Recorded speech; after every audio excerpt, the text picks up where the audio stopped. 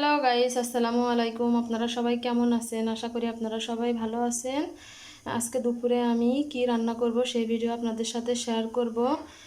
দেখুন, আজকে দুপুরে আমি এই কচুরমুখী সুন্দরভাবে সিদ্ধ করে ছুলে নিয়েছি। আর এদিকে এই যে নোনা ইলিশ পরিষ্কার করে নিয়েছি, কিছু বাটনা বেটে নিয়েছি, আর টমেটো, কাঁচামরিচ আর পেঁয়াজ কুচি করে নিয়েছি। এই কচুরমুখী দিয়ে নোনা ইলিশ দিয়ে কীভাবে রান্না করব সেই ভিডিও আপনাদের সাথে শেয়ার করব। প্রথমে এই কচুগুলো এইভাবে ভেঙে ভেঙে সুন্দরভাবে করে নেব, যাতে পরে শক্ত না হয়ে যায়। এই যে দেখুন, এইভাবে সব ভেঙে নিব। এই যে কচুগুলো সুন্দরভাবে ভেঙে নিয়েছি, এবার রান্না করব। প্রথমে চুলার পরে কড়াই বসিয়ে নিয়েছি, এবার কড়াইতে তেল দিয়ে দিব।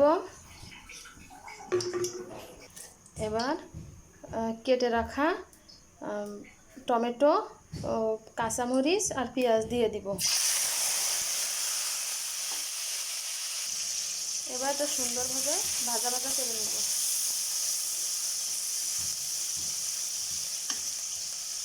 এবার বেটে রাখা মশলা দিয়ে দিব।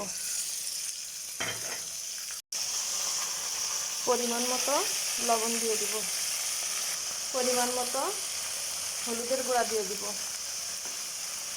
পরিমাণ মতো মরিচের গুঁড়া দিয়ে দিব। এটা সুন্দরভাবে নাড়াচাড়া করে নেব।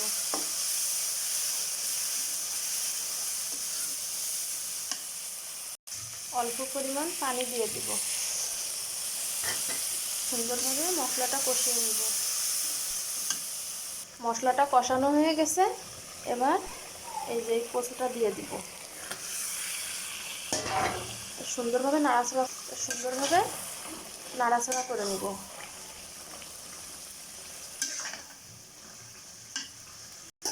সুন্দরভাবে নাড়াচাড়া করা হয়ে গেছে, এবার পানি দিয়ে দিব। সুন্দরভাবে কচুটা নাড়াচাড়া করে নিব। এবার নোনা ইলিশগুলো উপর দিয়ে দিব। এই যে একটা একটা করে নোনা ইলিশ দিয়ে দিব। সুন্দরভাবে নাড়াচাড়া করে নিব। 5 মিনিট পরে নামিয়ে নিব। এই যে আমার কমপ্লিট হয়ে গেছে নোনা ইলিশ দিয়ে কচুরমুখী দিয়ে ঝোল। এই যে এই ভিডিওটা আপনাদের সাথে শেয়ার করলাম, কিভাবে আমার কচুরমুখী দিয়ে আর নোনা ইলিশ দিয়ে রান্না করেছি। যদি এই ভিডিওটা আপনাদের ভালো লেগে থাকে, লাইক কমেন্ট শেয়ার করে দিবেন। ধন্যবাদ সবাইকে।